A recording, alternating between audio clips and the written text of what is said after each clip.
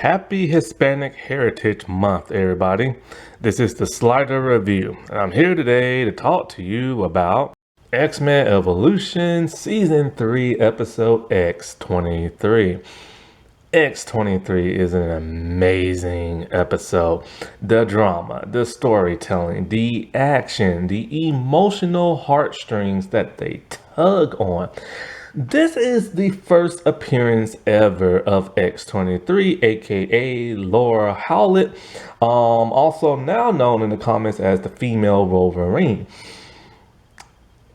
She blew up in a way nobody expected to becoming a huge fan favorite. She went from this cartoon series and they decided to make her Latino, which was really cool to give that representation to that of like a new unknown character. Then when Marvel took over in the comic books, when she later went on over there, for some reason they decided to change her from Mexican to that of Japanese. And so she's half Japanese and half white. And technically in the cartoon, she's half Latino and half white as well because she has the DNA of Logan. But anyway, and I always thought that was a weird change that they made in the comics to make her Asian, but they did that to tie her into Japan from when Wolverine was in Japan many, many years ago and his roots there and stuff. And so it ties in with who they made her mother into and how she has connection to Wolverine. So in that sense, it does make sense.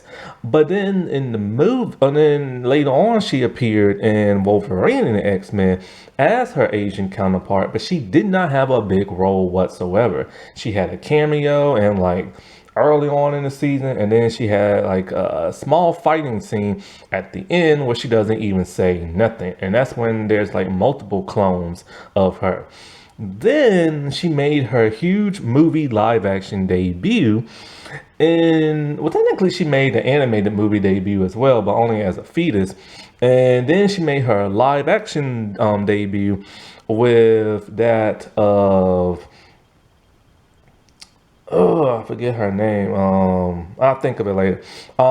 In the Logan movie, where she was played to be once again half Latina and half white, and played by Daphne King, who's half Spanish and half white. And Daphne King did one amazing job playing her. Like, it literally felt like the character came from the screen onto like the big screen.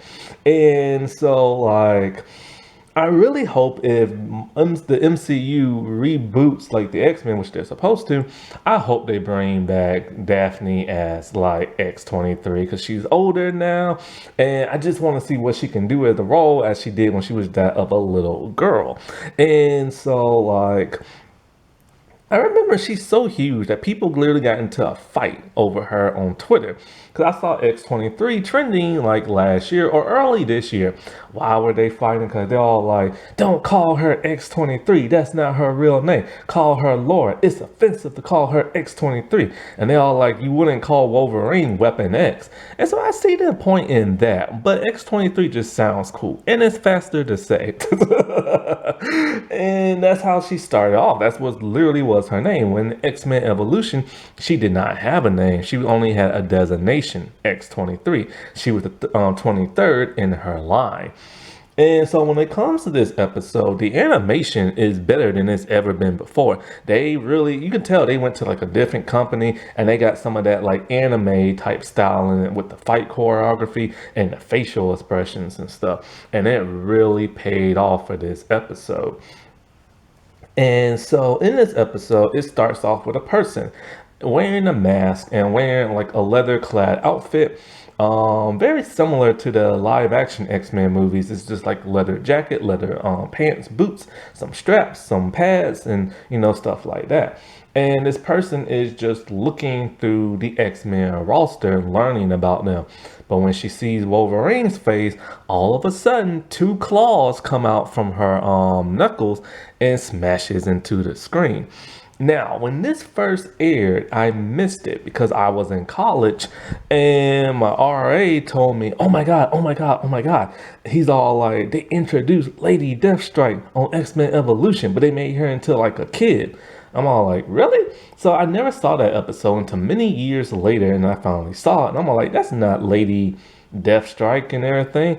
That's just a new character they created. See, he got that confused because the second X-Men live action movie had came out around that time, and they changed Lady Deathstrike's adamantium claws to where instead of long finger like projectiles and stuff, what is it? It's like long finger claws. It's like her finger is stretched to look like claws.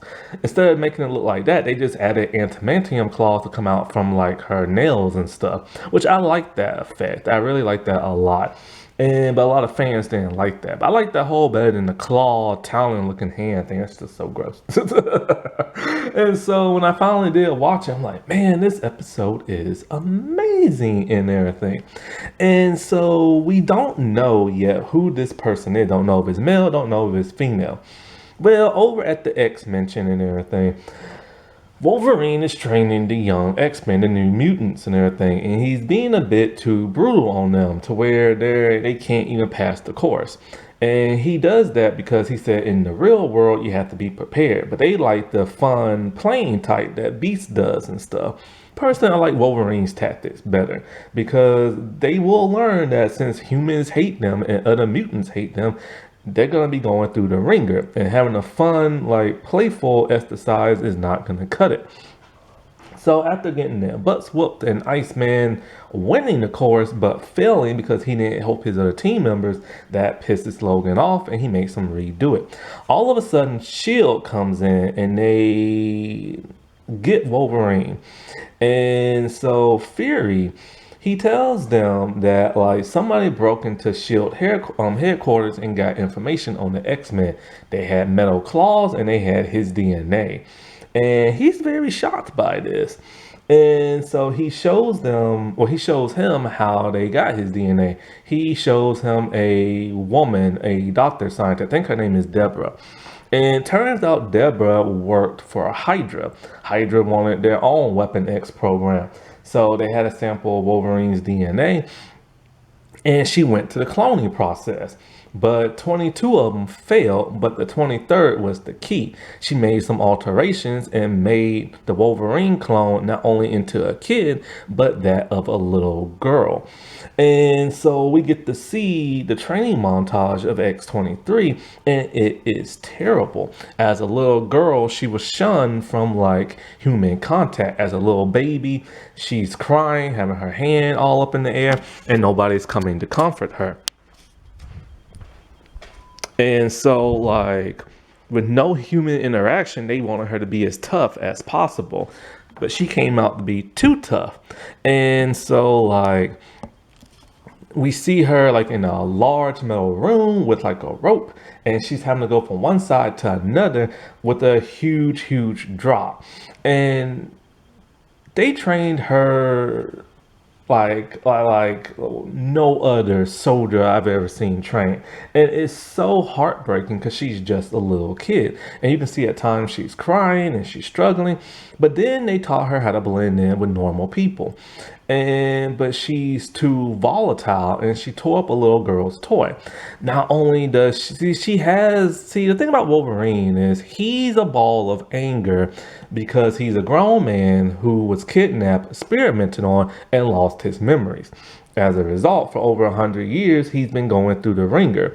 And so, like, she has all those urges and like pain. She don't have the memories, but she has all those like feelings he does, and her own on top of that. And so one day she decided during a training exercise that Hydra put her through, she was gonna escape.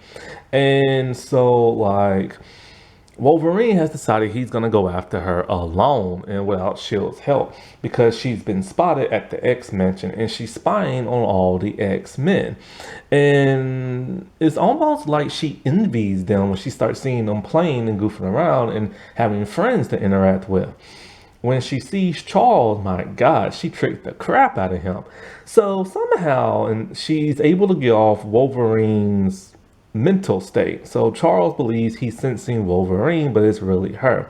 I mean, it makes sense because she has the genetic memories of Wolverine and stuff and the template and stuff. So I like that how they incorporated that in the show.